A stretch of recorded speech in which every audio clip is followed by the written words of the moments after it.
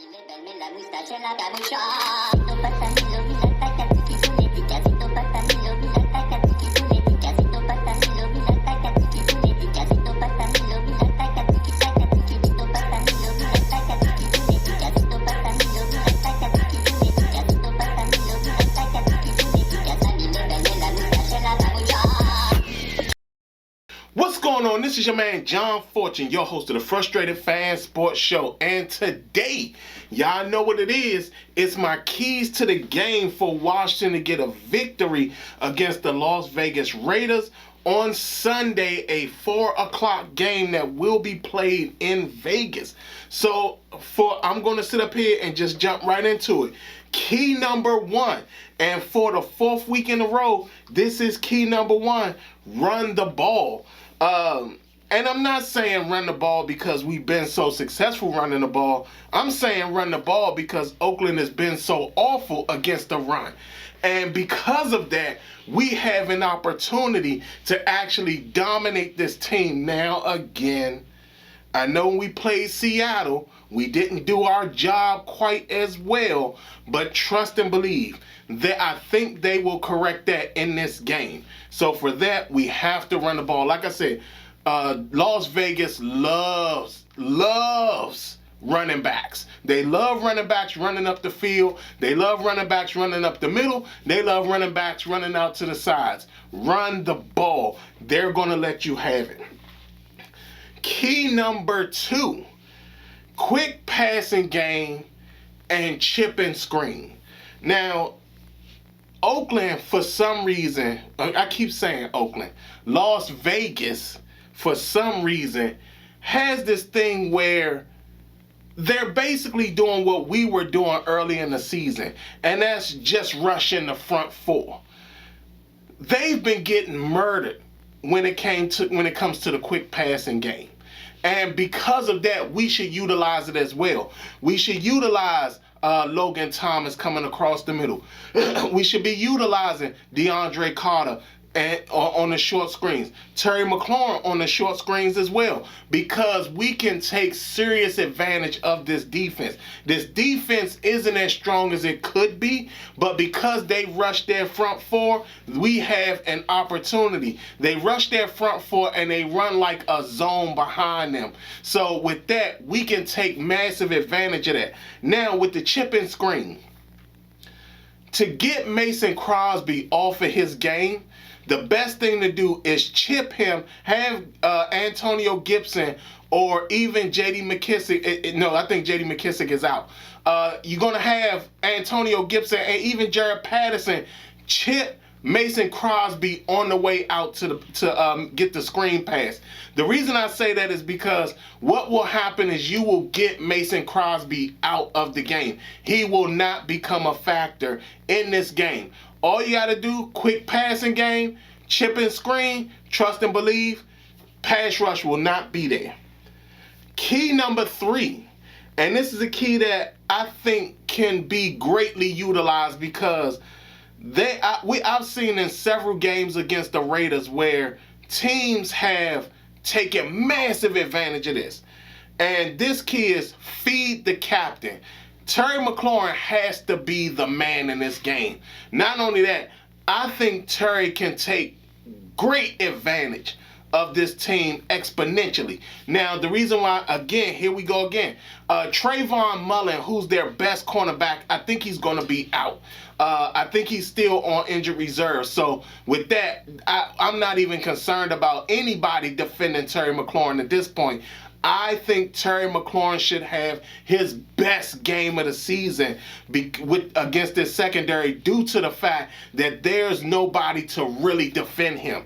And he can be a destroyer in this game. Not only that, I think that he can wake up the entirety of the NFL to stop overlooking how good he is. So with that, feed the captain. The captain needs the ball. Feed the captain. Key number four, take advantage of the grass. What I mean by that is Taylor has to run. Again, because the Raiders run this, tries to get as much pressure as they can with their front four, there's tons of times where the middle of the field is wide open. And this is where Taylor can just basically go for a summer stroll straight through the grass, you know, skipping along and things like that. Nobody around him to even be worried about. Taylor can be a factor in this game. Again, he needs to take advantage of the grass in front of him because, again, I keep saying Oakland, Las Vegas will sit up there and definitely pretty much just open the whole field up for him. Like I said, in several games that I've seen, from you talking about against Cincinnati, the middle of the field was wide open. Against the Giants, the middle of the field was wide open. Kansas City, the middle of the field was wide open.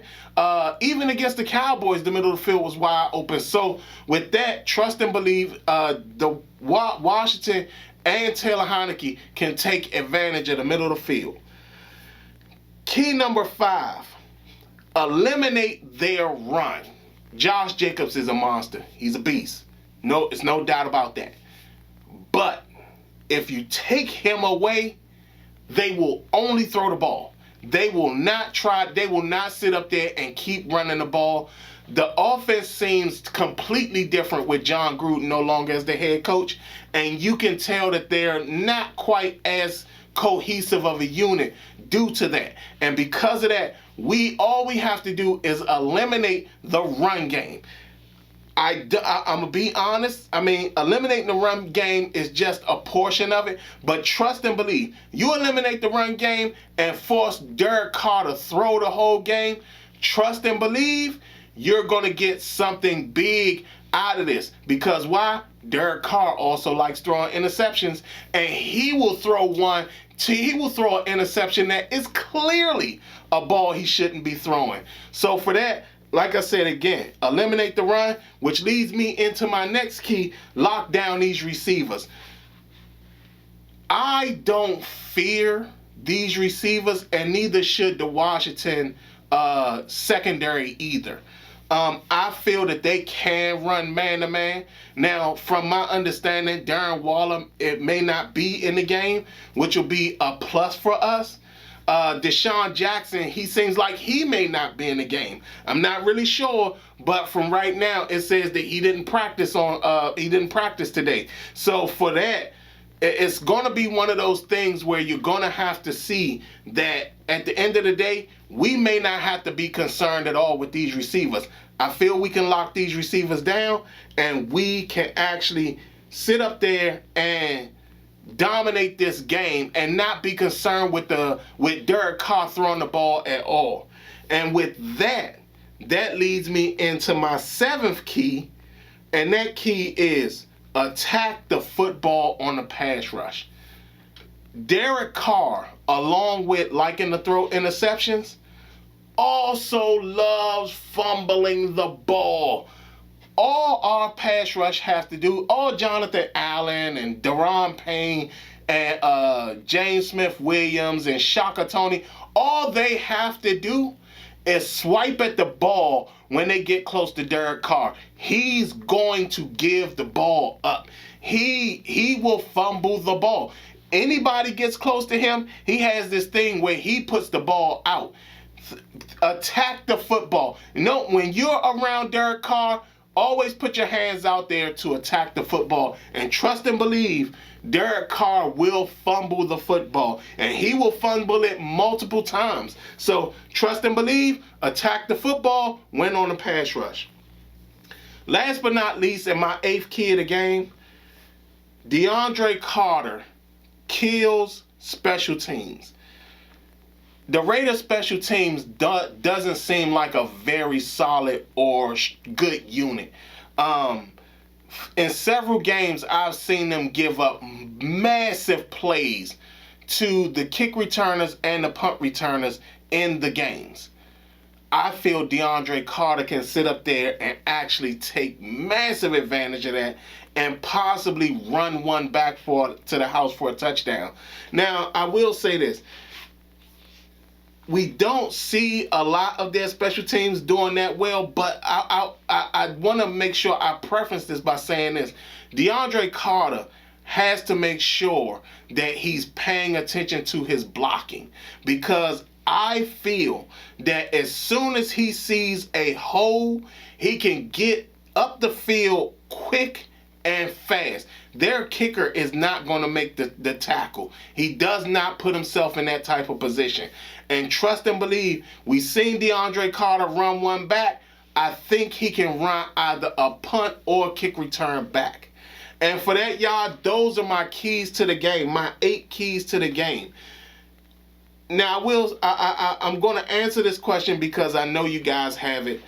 John, what about Hunter Renfrow? Hunter Renfrow doesn't become a factor until they go to a quick passing game. That's the only time Hunter Renfrow becomes anything near a factor in a game. And if you watch their games, if you watch the Raiders games, you will notice that immediately they sit up there and Hunter Renfrow will have basically 0 catches. Soon as the 2-minute offense comes into play, next thing you know, he got about 6. So trust and believe, like I said, I'm not in fear of their receiving core. Like I said, with Deshaun Jackson, yeah, he is what he is, but he's not the Deshaun Jackson that was dangerous in Philadelphia or even dangerous in Washington. So with that being said, trust and believe, I do not fear this receiving core of Oakland. And like I said again, these are my 8 keys to victory.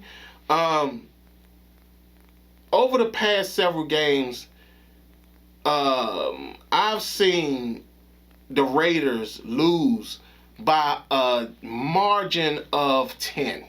So for that, I'm going to go ahead and go with that as well.